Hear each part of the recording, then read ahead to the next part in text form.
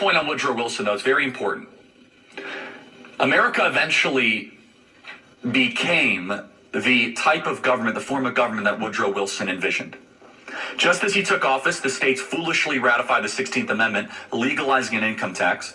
In 1913, Wilson's government created the Federal Reserve, which now is to blame for our massive inflation. In the 1920s, federal law enforcement expanded dramatically to enforce prohibition. But when prohibition ended, the government power stayed. When FDR took office in 1933, there were 500,000 federal employees. Now there's more than 2.2 million federal civilian employees.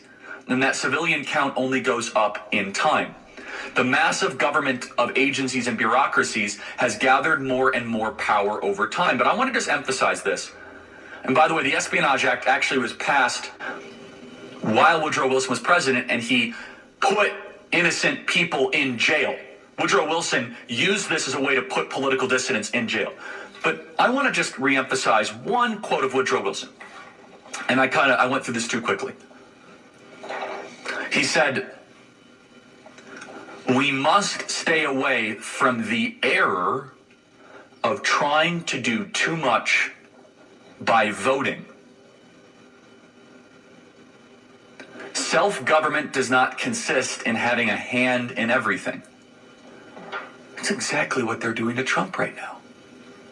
Woodrow Wilson said, this voting thing, we're trying to do too much by that. It's the secret society of the shadow government that should call the shots, not the people. The people, we have a mistake of trying to do too much by vote.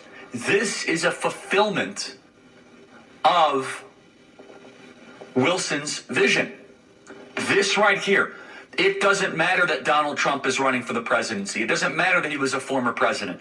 We, the administrative state, inspired by the godfather of such a project, Woodrow Wilson, will not let that happen.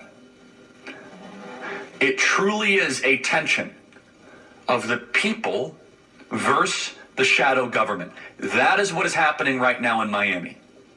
Which form of government is going to win? Which philosophical promise? Is it going to be serfs or citizens? Is it going to be elections or selections? The administrative state selects. The founding fathers wanted elections. Is it going to be states' rights or is it going to be shadow governments? This is what's playing out right now in Miami. And Chris Christie and the slovenly bunch of Republicans want to make it seem like it's about this indictment, this document stuff. No. This is a almost event. This was in some ways eventual, but this is the collision of the American form of government brought to you by Madison, J.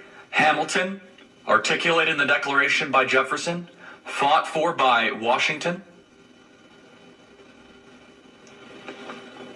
and now the administrative state shadow government model. Which is going to win? Well, that remains a mystery. I want to remind you about Hillsdale College. Hillsdale College is actually